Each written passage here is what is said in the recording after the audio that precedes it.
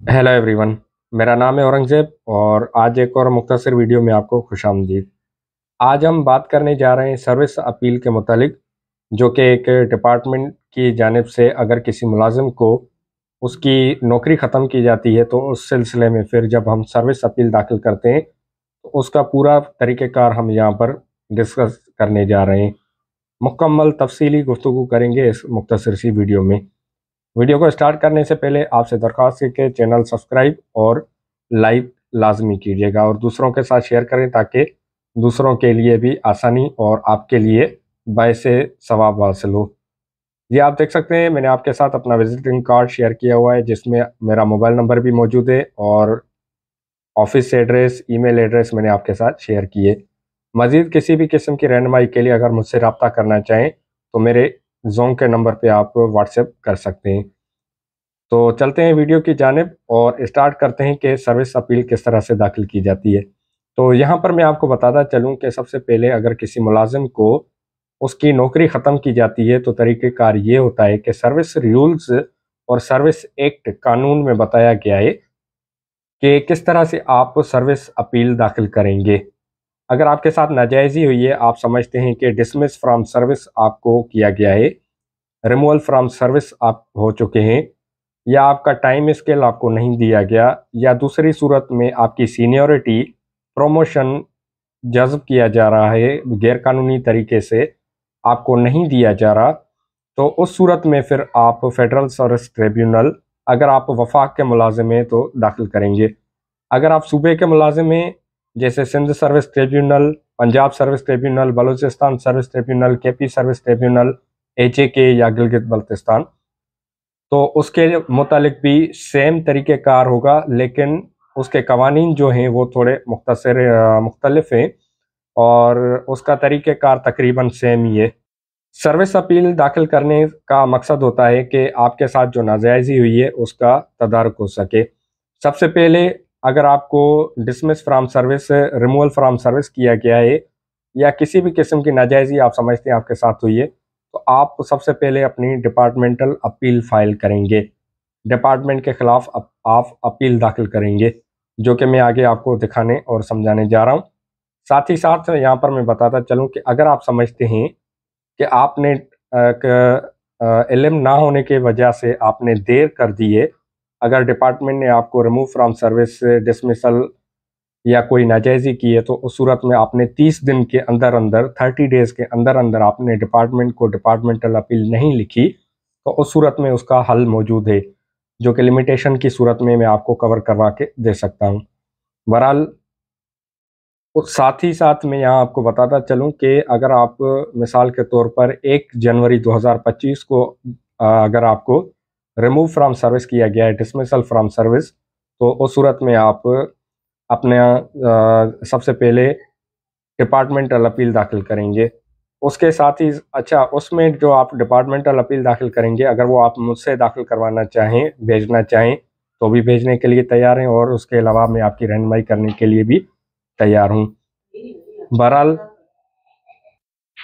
तो departmental appeal दाखिल करने के बाद 30 दिन के अंदर अंदर आपको दाखिल करनी है डिपार्टमेंटल अपील, और फिर उसके बाद 90 डेज़ के अंदर अंदर आपने सर्विस अपील दाखिल करनी है फेडरल सर्विस ट्रिब्यूनल में। मतलब आपने 89 डे, 90 डे या 91 डे पर आपने सर्विस अपील दाखिल करनी है फेडरल सर्विस ट्रिब्यूनल में या फिर सूबाई सर्विस अपील में, सूबाई सर्विस ट्रिब्यूनल में। तो बढ़ते हैं यहाँ पर FST के मुतालिक, तो before the federal service tribunal at Karachi, service appeal number of 2024, ये आप देख सकते हैं कि 2024 मतलब कुछ अगले महीने, आज जब ये वीडियो रिकॉर्ड कर रहा हूँ तो इससे कोई 10-12 दिन पहले की ये अपील है। अपीलेंट वर्सेस रेस्पोंडेंट्स, क्योंकि ये एक प्राइवेसी है अपीलेंट की और रेस्पोंडेंट की, तो इसको मद्देनज़र रखते हुए मैंने अपने विजिटिंग कार्ड के ज़रिए कवर किया हुआ है। उसके बाद इंडेक्स आप देख सकते हैं कि इंडेक्स कुछ इस तरह से बनती है कि context, serial number, context, annexure, page, memo of appeal serial number 1 से लेकर आप 9 तक देख सकते हैं। वीडियो को पॉज करके आप इजीली इसको रीड कर सकते हैं, क्योंकि अगर मैं रीड करूंगा तो फिर ये वीडियो लंबी हो जाएगी। और बहरहाल आगे बढ़ते हैं कि मेमो ऑफ सर्विस अपील, सबसे पहले आप देख सकते हैं कि जो हमने सर्विस अपील दाखिल की हुई है उसका मेमो हम इसके साथ जब हम आगे बढ़ेंगे तो ये लगाया हुआ है पेज 1 से लेकर 9 तक। उसके बाद आप देख सकते हैं कि ये कराची डेटेड और एडवोकेट फॉर दी अपीलेंट। यहाँ पर आप देख सकते हैं कि copy of appointment letter, award, copy of award certificate, century, time scale policy, departmental appeal and deferred letter, promotion dated so and so. यहाँ पर ये मैंने सारे पेजिंग के साथ एनेक्चर्स लगाए हुए हैं। तो आप इस तरह से अगर आप चाहते हैं कि आप अपनी सर्विस अपील दाखिल करें FST में, तो इस तरह से आपकी होगी, बनेगी आपकी सर्विस अपील। इसके अलावा मैं यहाँ पर आपको बताता चलूँ कि बाज़ औक़ात कुछ लोग समझते हैं कि सर्विस अपील जो होती है वो खुद ही दाखिल कर दें कि सर्विस अपील अपनी, और किसी वकील के वो समझते हैं कि पैसे नहीं हैं कि उसको हम अफोर्ड कर सकें। तो यहाँ पर मेरा मशवरा होगा कि आपको सर्विस अपील अपने वकील साहब के ज़रिए ही दाखिल करनी चाहिए।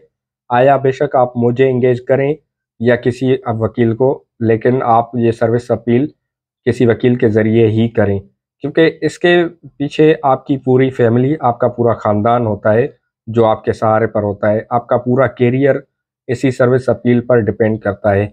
जब आप बहाल हों तो आप अपनी इज़्ज़त के साथ नौकरी करें, अगर आप नहीं होंगे और इन पर्सन जाने की सूरत में फिर आप सुप्रीम कोर्ट में या हाई कोर्ट में अपील भी नहीं कर सकते। तो यहाँ पर मैं आपको बताता चलूँ कि आप लाजमी तौर पर वकील इंगेज करें। उसके बाद पेज नंबर 1 आप देख सकते हैं कि before the service tribunal at Karachi, service appeal number 2024 appellant versus के बाद आप देख सकते हैं कि director civilian personnel DCP air headquarters Peshawar, assistant chief of air staff personnel civilian air headquarters Islamabad.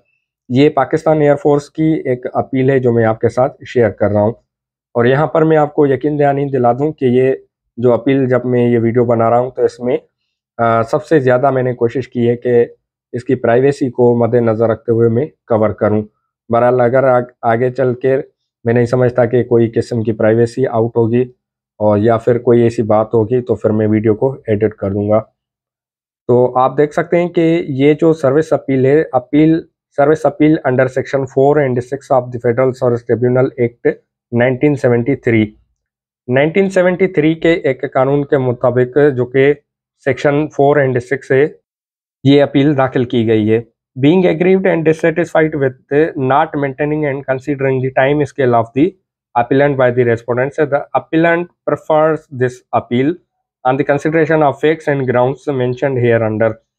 के जो नीचे हकायक और ग्राउंड्स बयान किए गए हैं उनके बुनियाद पर ये टाइम स्केल ना देने की वजह से अपील दाखिल की जा रही है। सबसे पहले आप देख सकते हैं कि serial para number 1 that the appellant was appointed as so and so belonging to prestigious department of Pakistan, state of Pakistan which defends the nation and is proud of nation। ये आप देख सकते हैं कि सबसे जो पहला तारुफी पैरा है वो मैंने यहाँ पर बयान किया है, जिसमें कॉपी ऑफ अपॉइंटमेंट लेटर जो कि एनेक्चर ए मैंने किया हुआ है। उसके बाद आप देख सकते हैं कि यहाँ पर पैरा 2 में मैंने बताया है कि उसने अपनी जो खिदमतें हैं वो शुरू की। अब बढ़ते हैं पैरा 3 की जानिब और नेक्स्ट पेज की जानिब। यहाँ पर आप देख सकते हैं कि पैरा नंबर 3 में भी मैंने जो हकायक हैं वही बयान किए हुए हैं, और जो हकायक हैं इनको मैं रीड नहीं कर रहा क्योंकि फिर टाइम लग जाएगा। फैक्ट्स एंड ग्राउंड्स बेस अगर आप पढ़ना चाहें तो वीडियो को पॉज करके रोक कर आप पढ़ सकते हैं ईजिली। और इसके साथ ही साथ जो रिलेवेंट डॉक्यूमेंट्स हैं उनको मैंने एनेक्चर किया हुआ है। पैरा नंबर 4 आप देख सकते हैं, पैरा नंबर 5 यहाँ पर भी मैंने जो एक रिलेवेंट डॉक्यूमेंट है मुतलका कागज़ उसको एनेक्चर बनाया हुआ है, एनेक्चर डी। उसके बाद पैरा नंबर 6 आप देख सकते हैं कि यहाँ पर मैंने लिखा हुआ है और टाइम स्केल इसको नहीं दिया गया। इसके को एम्प्लॉइज़ को टाइम स्केल दिया गया, लेकिन जो ये एम्प्लॉई हैं इनको टाइम स्केल नहीं दिया गया। उसके बाद आप देख सकते हैं कि टाइम पॉलिसी की जो एक पॉलिसी है, टाइम स्केल पॉलिसी, वो यहाँ पर मैंने एनेक्स की हुई है। यहाँ पर बताता चलूँ कि इस एम्प्लॉय के साथ डिस्क्रिमिनेशन की गई है। डिस्क्रिमिनेशन के ख़िलाफ़ हमने ये सर्विस अपील दाखिल की है कि हमें भी टाइम स्केल दिया जाए। आगे बढ़ते हैं कि पैरा नंबर 8 आप देख सकते हैं, जिसको मैंने फिर डिपार्टमेंटल अपील दाखिल की। और उसका जो डिफर्ड लेटर आया, डिपार्टमेंटल अपील आई, डिपार्टमेंटल अपील का जो जवाब आया वो भी आप देख सकते हैं। पेरा नंबर 9 भी आप देख सकते हैं कि सफिशिएंट काज हमने उनको बताया लेकिन उसको कंसीडर नहीं किया गया, जिसके बाद टाइम स्केल तो न दिया गया लेकिन फिर इसको बाद में प्रमोशन दी गई, प्रमोट किया गया, जो कि आप देख सकते हैं कि हमने इसके साथ लगाया हुआ है। उसके बाद आप देख सकते हैं कि ये नीचे मैंने फिर सारे वही हक़ाइक़ बयान किए हुए हैं और हमारे पास कोई रेमेडी ना होने के बुनियाद पर हम यहाँ पर सर्विस ट्रिब्यूनल में आए हैं ये मैटर लेके। उसके बाद जो आप देख सकते हैं कि जब ये सुनी जाएगी तो हम वहाँ उस टाइम हक़ाइक़ और मज़ीद ग्राउंड्स बयान करेंगे। आप देख सकते हैं कि यहाँ पर मैंने पूरी डिटेल लिखी हुई है। अब आ जाते हैं प्रेयर क्लॉज़ की जानिब, जिसके ऊपर हमारा सारा मुकदमा मुश्तमिल होता है। प्रेयर क्लॉज़ पर ही हमारा पूरा मुकदमा डिसाइड होता है, तो लिहाजा आपने ज़्यादा से ज़्यादा प्रेयर क्लॉज़ को मद्देनज़र रखना है। सबसे पहले आप देख सकते हैं कि it is prayed that this honorable tribunal may be pleased to pass the order in favor of the appellant as under। जो अपीलेंट है उनके हक में कुछ इस तरह से ऑर्डर पास किया जाए। Prayer clause 1 that the respondent may be directed to award the time scale to the appellant as awarded to other co-employees। कि टाइम स्केल दिया जाए हमें जो दूसरे मुलाजमीन को दिया गया है। यहाँ पर आप देख सकते हैं कि डिस्क्रिमिनेशन के खिलाफ मैंने ये अपील फाइल की है। बढ़ते हैं प्रेयर क्लॉज बी की जानिब 2 to direct the respondent not to take any adverse action without due course of law and harassment to the appellant। कि अपीलेंट के खिलाफ कोई एक्शन ना लिया जाए और उसको हरास भी ना किया जाए। ग्रांट एनी अदर रिलीफ, अगर कोई फ़ायदा या फ़वायद ये इज़्ज़त माब अदालत समझती है तो हमें मुहैया किए जाएँ। Appellate advocate for the appellate, आप देख सकते हैं कि यहाँ पर मैंने ये पूरी प्रेयर क्लॉज लिखी हुई है और ये आप देख सकते हैं कि वेरिफिकेशन मैंने यहाँ पर लिखी है, जो कि आप प्रॉपर तरीके से देख सकते हैं। ये बाकायदा एडवोकेट औरंगज़ेब, जो कि मैं इसमें अपने क्लाइंट को रिप्रेजेंट कर रहा हूँ, तो आपको शो कर रहा हूँ, दिखा रहा हूँ कि आप देख सकते हैं कि ये इस तरह से होगी। उसके बाद आप देख सकते हैं कि अगले पेज पर मैंने ये एनेक्स्चर ए किया हुआ है और पेजिंग 11 की हुई है। ये इनका एनेक्स्चर ए, इनकी प्राइवेसी को मद्देनज़र रखते हुए मैं आपको मज़ीद कागजात डॉक्यूमेंट नहीं दिखा रहा, लेकिन तरीक़ेकार यही होगा। और इख्तिताम की जानिब बढ़ने से पहले मैं आपको बताता चलूँ कि ये आप देख सकते हैं कि मैंने अपना विजिटिंग कार्ड इसी वजह से ही लगाया है ताकि आप लोगों के लिए आसानी हो सके। अगर आप परेशान हैं कि आप क्या अपना मसले का हल किस तरह से करें, तो आप मुझसे रब्ता करें, इंशाल्लाह आपके मसले का हल बिल्कुल निकाल लेंगे। क्योंकि मेरा ये मकसद वीडियो बनाने का यही है कि उन लोगों के लिए आसानी फ़राहम की जाए, उन लोगों के लिए आसानी पैदा की जाए जो बेहद परेशान होते हैं और मायूस हो चुके होते हैं इस सिस्टम से। तो इंशाल्लाह ना सिर्फ आपका हक़ लेंगे बल्कि आपको हक़ दिलवाएंगे। और आपसे उम्मीद करता हूँ, बल्कि दरख्वास्त भी करता हूँ कि ये वीडियो आप ख़ुद भी देखें, दूसरों के साथ भी शेयर करें, क्योंकि आपके लिए ये सदका जारिया भी रहेगा और दूसरों के लिए आसानी पैदा करेगा। और आखिर में मैं आपको फिर वही बात बताऊँगा कि आप ज़्यादा से ज़्यादा कोशिश ये कीजिए कि पाकिस्तान के किसी भी शहर में हो आप, तो वकील इंगेज कीजिए। अगर आप मुझे इंगेज करेंगे तो इंशाल्लाह आपको रिज़ल्ट मिलेगी, और किसी और वकील को भी आप इंगेज करेंगे तो ज़ाहिर-सी बात है वो भी अपनी मेहनत करेंगे। तो बहरहाल आप इन पर्सन, मतलब ज़ाती हैसियत में मुकदमा दाखिल ना कीजिए, क्योंकि इसके पीछे आपका पूरा करियर लगा होता है, आपका पूरा ख़ानदान आपके सहारे होता है। जब आपकी सैलरी बंद हो जाती है तो आपको, मैं समझता हूँ कि जब मैंने देखा है कि काफ़ी लोगों की जब सैलरी स्टॉप हो जाती है तो वो किस तरह से परेशान हो जाते हैं और उनका गुजारा नहीं होता, उनको और कोई काम भी नहीं मिलता।